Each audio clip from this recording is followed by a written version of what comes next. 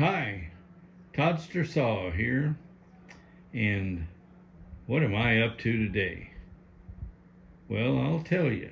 What you're looking at there is a truly antique Victrola. And first thing I'd like to say is I apologize for the room here. It is a disaster. This is sort of my man cave, and it is being totally refurbished or reorganized or whatever you want to call it. My daughter Lauren is helping me, and one of the things that has happened tonight is this machine here that has been used as a table for, I don't know, the last 20 plus years. There was so much stuff stacked on top. I had my printer on it for at least the last 10. I don't even remember what before that. So it's a Victrola, what they called a talking machine back in the day. I'm going to shine a light on that sign so you can see it better. And there's a pretty interesting story about this machine, and I'll show you a little bit about it and how it works shortly. If you look here, there's a cabinet, and I guess that's where folks kept their records. By the way, we've looked it up. We have the model number of this machine, and then it's right there. And apparently this machine was manufactured in 1922. So we're at, what, 102 years old now, which is pretty cool. You had a little cabinet here, I guess, where people could keep their records. And when this came into the possession of my family, those records that you're looking at there, I believe these are called 78 speed. They're not in good condition. They're pretty scratched up, but we have found that very unlike the 33 speed or 45s of the more modern times, those albums, even if they look horrible and scratched up, they still play. They don't skip.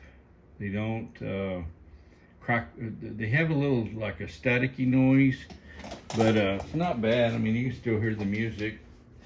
Here's a stack that my daughter Lauren has. She's been cleaning this machine. You can see that whoever owned this originally, they didn't put their records back in the sleeves. But when you look at these sleeves, there's a lot of them. And imagine they're 100 years old. It's pretty cool. There are no hard case, like cardboard type album covers, like people of my genre might be used to. So who is that? Harry James and his orchestra, Sentimental Souvenirs. Guess that was the music at the time. Somewhere in here, I've seen it, there is a Hank Williams Sr. album, which is pretty cool. So anyway, let's get back to the history of this machine. Where did it come from? In the mid 1960s, I think I was probably 6, 7, 8 years old. My dad was working for a company called the Tidewater Oil Company, and he checked wells. So he went out to these leases, which are big ranches, and he checked these wells. And on this one lease that he went to, he kept seeing this old house. It was like an old farmhouse that was all falling down. And one day, I guess he was bored or curious or something, and he went in and checked it out, and there was some furniture in there, quite a bit of old furniture and a lot of junk and just stuff.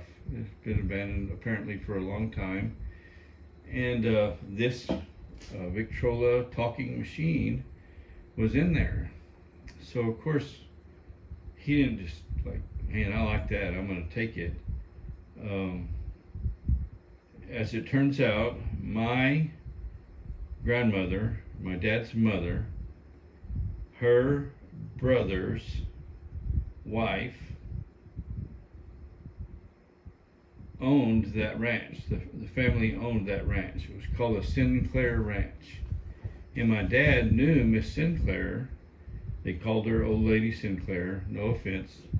And she won't take any because I'm sure she'd been dead a long time. She was very old in the 1960s.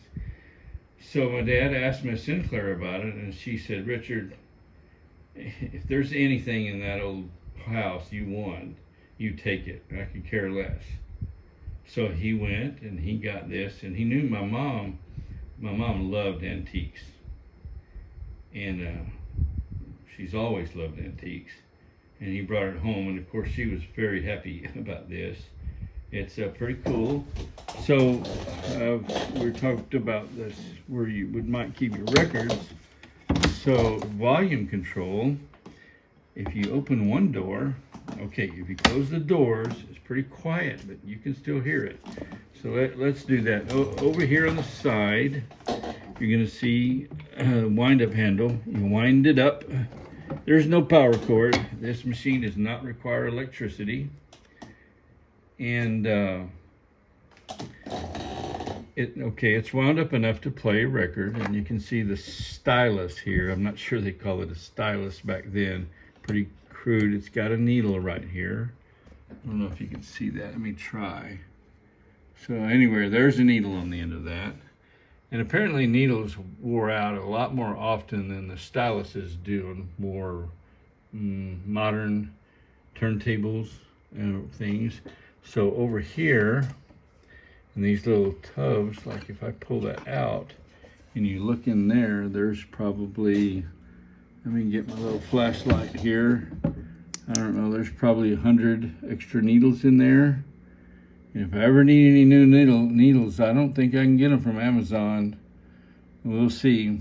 So if you have to change the needle, you'd unscrew this little, you'd loosen this, and the needle comes right out, and you drop a new needle in there, and you tighten her back up, and she's ready to go.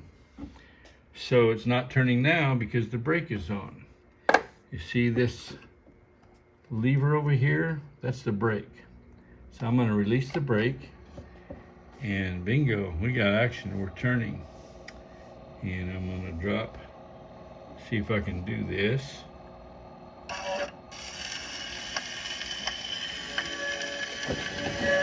So people worry about copyrighted stuff, I guess, on YouTube. You're not supposed to do copyrighted on YouTube.